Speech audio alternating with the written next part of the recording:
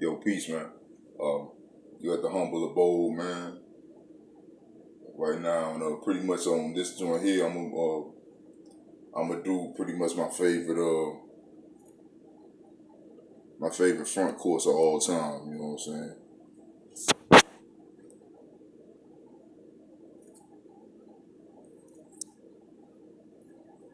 Sorry about that. I'm doing my favorite front course of all time in the NBA. I got my Andre here. Got my Pinot Gris. You know what I'm saying? Pinot Grigio or whatever the fuck they call this shit. I forgot. It's just whatever the wine is. Like it's Pinot Grigio. Now, if I mispronounce it, forgive me. Cheap wine, just chilling, and it's gonna be pretty much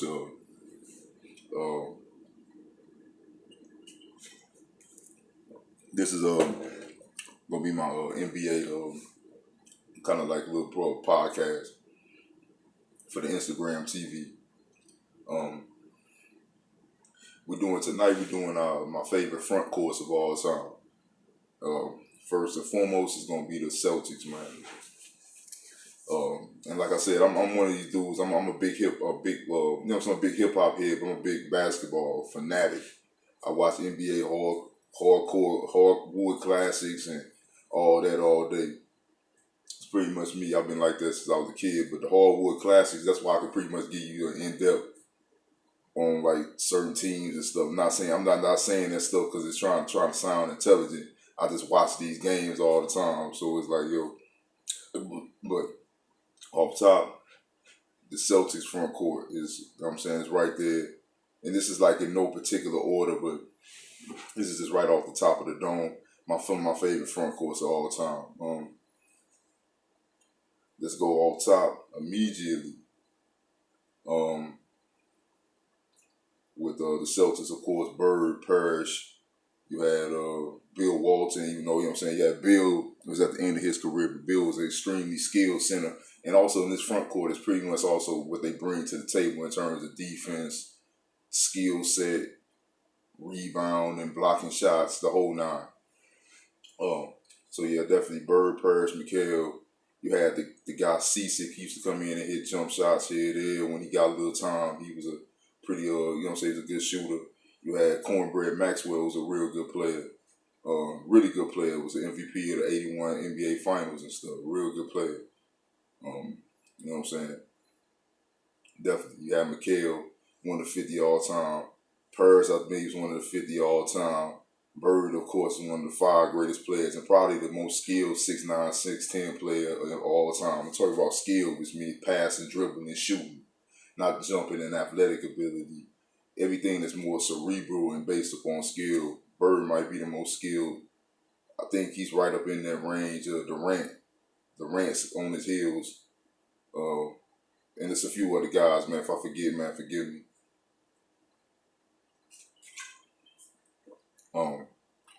Definitely. Yeah, Bird, Parrish, McHale. You had Cornbread Maxwell. You know what I'm saying? I forgot who they had. I think during the Bird era, Reggie Lewis came there around that time too. So you throw Reggie Lewis in the mix. God rest his soul, Lynn Bias, man, would have been a part of that front court. You know what I'm saying? So one of the, just if not one of the best, if not the best front court of all time.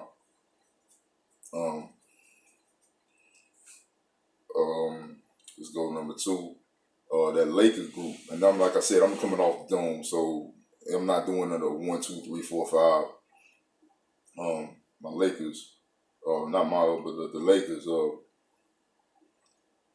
Kobe, you could throw Kobe in if Kobe played the 3, but you had Artest, you had Ariza, Lamar, Powell, you had Bynum, one of the most skilled, talented front courts of all time. People don't give them that credit.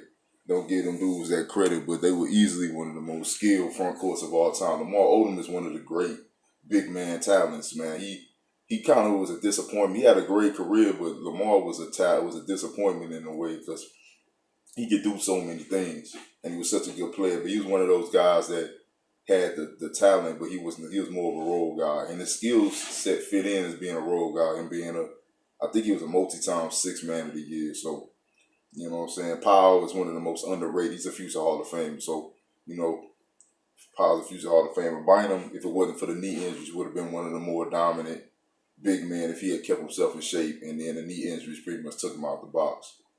Ron Artest, easily said, one of the best wing defenders, real solid offensive player. Ariza, still in the league now. Last year was a part of a 65-win Houston team. Very good player. He was very impactful on that first championship that they had. The Lakers second, Kobe's second run, where Kobe was the main guy. Kobe was the partner or the second, quote unquote, second banana during the Shaq run. He was the second banana or the partner guy or his, you know what I'm saying, sidekick to Shaq. He was the sidekick in my opinion. But, you know, I said, he was the man. He got his 2 rings as a man. He got 5 total. Kobe's one of my top 10 players of all time. But that's one of the best front courts of all time, in my opinion. Off the top, Detroit Pistons, man, that bad boy Piston group. You had Adrian Dantley, future Hall of Fame, or Hall of Fame, not even a future. You had Mark Aguirre. I'm gonna throw Mark Aguirre in there later with the Dallas Mavericks teams in the '80s. You had Mark Aguirre, who was a stud. Mark Aguirre should be in the Hall of Fame. If he's not in the Hall of Fame, because I'm not doing this off the top, so a lot of the information I'm wrong, forgive me. And that's another thing too. If Chris Webber's in the Hall and Mark Aguirre's not in the Hall, it's a shame. If Tracy McGrady was the first ballot, and those 2 guys in general, I have like a beef with the Hall of Fame committee. If Aguirre and Chris Webber not in the Hall of Fame and Tracy McGrady's in, then that's something that's not balancing out right there. But anyway, you had Rodman. I mean, Rodman, you pretty much know what Rodman gonna do. He gonna run that floor. He gonna play great defense. He gonna play great D. He could defend 1 through 5. Seen him guard Shaq. Seen him guard other bigs. Go get you 15 to 20 rebounds a night. Half of them bitches on the offensive end. You know what I'm saying? Dude was one of the great athletes too of all time in the league. Remember James Worthy said that, I was watching the documentary. James Worthy says probably the best athlete that I've ever played against. You had Aguirre, you had Dandy, you had Bill Laimbeer, one of the first stretch 5s and stuff. You know what I'm saying? Dude who could step out there and hit that 3 ball, physical inside. You know what I'm saying? He could go out there and step out there. Plus, he was a physical presence and he was a gamer. You know what I'm saying? He was one of the hardest souls. You had Buddha, who was a low post scorer. You had Mahorn, who was a physical threat, a defensive guy, and a body in there. You know what I'm saying? That was intimidating guys. So I think you had Spider Sally, of course. That's a deep, great front court. That was just a great team. You talk about, because their backcourt was one of the best backcourts of all time too. That I'm gonna do on my best backcourts of all time. So they pretty much had it. That Piston team in general was very underrated in terms of being a dynasty. But they were in that Lakers, Boston, Showtime era, and then the Bulls came and took it from there. So they kind of washed out. Number 4, San Antonio Spurs. You had Spurs. Come on, man. Not Rodman, but you had Sean Elliott, Steven Jackson. Very good wing players. You know what I'm saying? Sean Elliott was very good. Sir, Sean Elliott was very underrated. Steven Jackson was very good player, man. Steven Jackson, very good player. You know what I'm saying? No, Tim Duncan, enough said. You know what I'm saying? Tim Duncan, enough said. David Robinson, enough said. And I can't remember the other guys that they had in that run. But pretty much, whoever they threw out there, I can't. I'm trying to think who they used to toss out there. I can't remember, man. But just off the top, David Robinson, Tim Duncan, Sean Elliott. I know they had like Carl Herrera. And guys like I just can't remember who they used to have as their backup guys at that time. So I had to remember. Man. So yeah, that was it. But you had Steven Jackson, you had Sean Elliott, you had Tim Duncan, you had David Robinson. You know, whoever they pretty much filled in. I know they had Ori for a little while. Forgot who the other guys were. But I mean, anyway it goes. You got two Hall of Famers, two other really good wing guys, and that's it. Let's go on. Let's do number 5. The Houston Rockets, Ralph Sampson, Hakeem. You had Rodney McCray, Lewis Lloyd. I wish my homeboy Stacy, man, who you know what I'm saying, one of my customers and stuff, man, I ride in the cab with. He know that roster real good, but them off top, Lewis Lloyd was really good. He had the cocaine issues. Rodney McCray was very underrated. Rodney McCray could do a little bit of everything. He could defend. He could handle the ball for you. You know what I'm saying? They smashed that Laker team in '86, and that Laker team was the team that blew the whistle on them. It was a 30 for 30 documentary. They blew the whistle on them dudes about all the cocaine use on that squad, which smoked their team. But I mean, the biggest problem was that Ralph Sampson got hurt, and Ralph Sampson was never the same after that. But they would have been fine. They would have made a recover had Sampson not had gotten hurt. But that was one of the best backcourts of all time. Or not backcourts, but front courts of all time.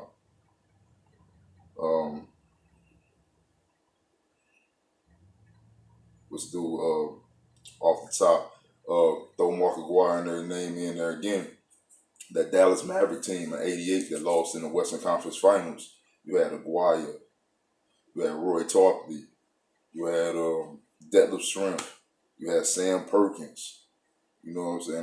That was a tough front court. Really good, man. They went 7 with the Lakers. Very talented front court. You know what I'm saying? You had the Mavericks in there.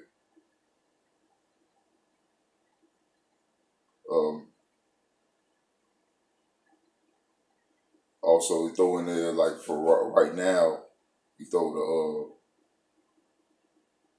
the Pelicans in. Unfortunately, like Boogie gone, but that roster,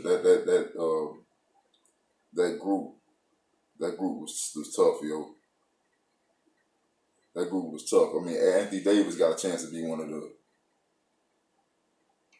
Anthony Davis got a chance to be maybe the best big man of all time. He has the talent to be, you know what I'm saying, the most talented big man of all time, yo. And Boogie, I mean, it's very few bigs that got the combination of skill and power that Boogie got. So that's a great combination. Then you add them into the mix with a Mirotic. You add them in the mix with a Nikola Mirotic, who's a type of dude who's actually kind of I'm a Bulls fan, and Nikola is one of them dudes who's a head scratcher because he has, you know what I'm saying, he's a very skilled guy, but he's and on that team he's going to be fine. And when they picked up Julius Randle, he'll be fine with that team as coming off the bench, or he'll spell as a starter. He can come off the bench and give you instant offense, get you some rebounds. He's not a great defender, but he tries. Then you had Tony Allen was playing out there. You had Dante Cunningham.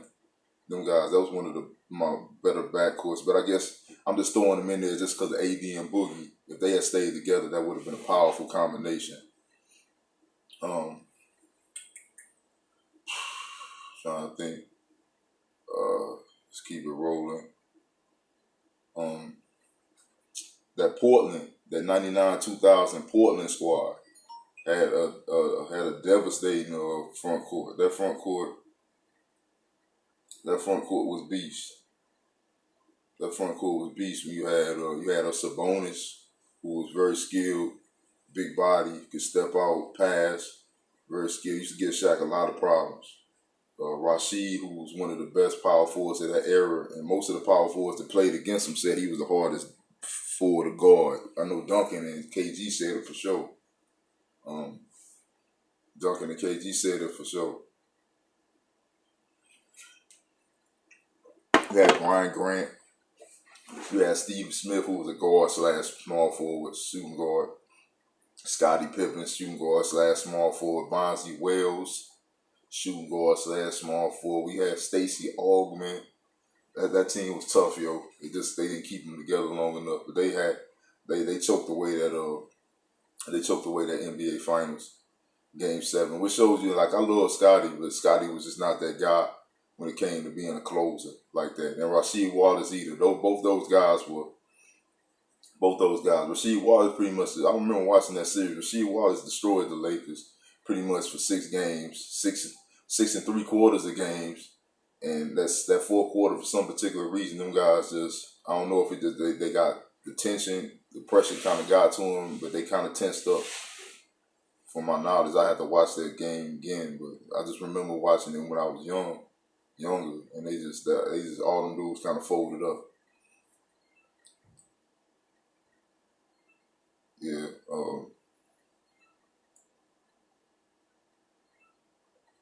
And trying to think.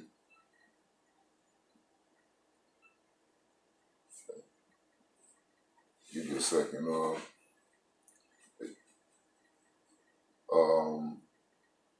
And they got 5. I'm trying to think that Portland squad. And I'm trying to think, is there anybody else off the top? But I think that's about right now. Them was about 7 teams right there. Some of my favorite front courts of all time. If anybody else got something from the 70s, man, throw that bitch in the comment section. You know what I'm saying? Forgot about them Boston Celtics ones. Or even, you know what I'm saying, the Moses Malone, Julius Erving, Bobby Jones. Who else they had in that group? Was it Charles Jones?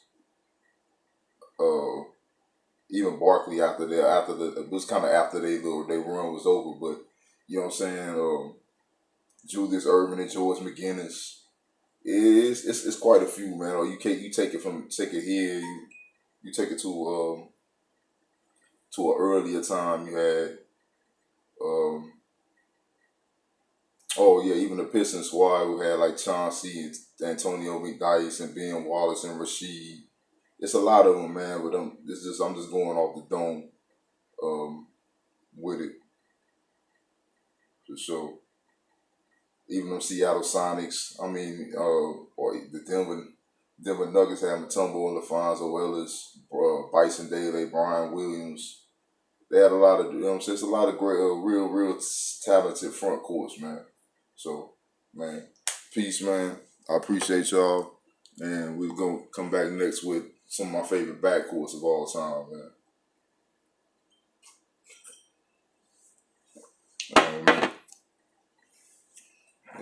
Shut it down. My chick calling me on the phone, so let me get up off this line. All right, all right, peace, man. All right, blessings, much love.